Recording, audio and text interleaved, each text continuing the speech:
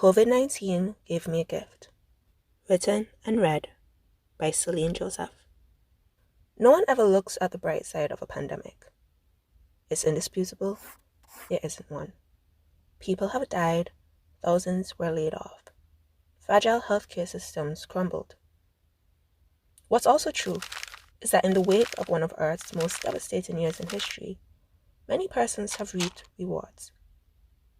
Streaming platforms, advertisers, online businesses, and delivery services are prospering.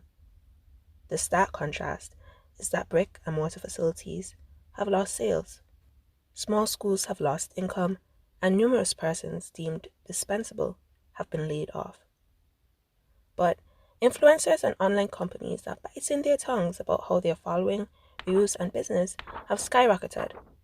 As they should, this isn't a time of celebration. Yet content creators are churning out posts for our consumption at rapid speeds and are reaping the benefits.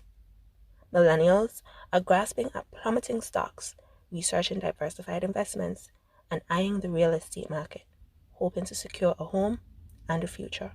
The reality is that many persons have benefited from this pandemic. For me, I haven't had any sort of financial gain yet, as that coveted stimulus check has yet to make its way to me. And yes, I've dabbled a bit in stocks. I've started new ventures and hobbies which could potentially earn me income. But for the most part, the gift that the coronavirus has given to me cannot be quantified. It is the gift of rest. In the midst of all of the uncertainty, death, and devastation, I gained something unexpected. Rest cannot only be defined as physical rejuvenation. It is the opportunity to still one's mind and regroup. For the first 3 weeks of self-isolation, I slept and napped more than I usually do, or even have time for. Initially, I felt guilty for it.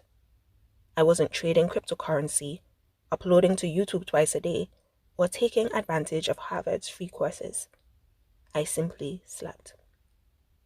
I took naps and got 8 to 10 hours of sleep. I had encounters with myself and my thoughts. I met myself face to face in the stillness of my mind. You see, I really needed the rest. I had been depriving my brain and body of the downtime they deserved. Like the Energizer Bunny, I was forever going and going, sipping here and there, assisting everyone but myself. I was on call for the majority of the day, continually fulfilling favors that would never be returned. And that's all right. Favors should be done without expectation. But the consequence of handing out favors so rapidly was that I never stopped to refill my cup. I was forever pouring into others while never revisiting my own reservoir. By the time the pandemic swung around, I was suffering from burnout. I crashed right at its onset and collapsed at its feet. I learned a lot about myself while laying in silence and relative boredom. I discovered the ways I'd abused myself by not saying no quickly and often. I had to admit that there were projects that needed my attention that had long sat on the back burner. There were family members who needed my time and attention and affection. One of those family members was me. It is currently Mental Health Awareness Month. In fact, we're riding its coattails. Typically, I'd be churning out articles, poems, and posts catering to anyone suffering from anxiety and depression. Instead, I've been turning within and healing within so I could better assist others. What this pandemic has taught me is that rest is essential. Our function and existence depend on physical, mental, spiritual, and emotional rejuvenation. No doctor can prescribe us pills for what true rest can do. When we neglect daily meditation, exercise, and earnest contemplation, we set ourselves up for failure. We begin to overthink and create alternate realities where our dreams and goals remain stagnant. We also place our hope in people. When they disappoint us, we crumble. We do not know how to still our minds. We do not know how to weather the storms within and outside. This pandemic allowed me to do that. I'm a better woman and citizen of Earth because I can think clearly enough to do the task that only I can. Each of us has our own duty to the world around us.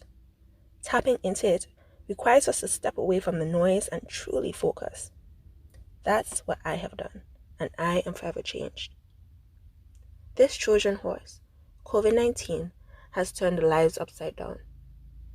It's turned our world upside down. Life will never be the same. And the ultimate lesson that COVID-19 taught me is neither should we. Chin up, love, Siljo.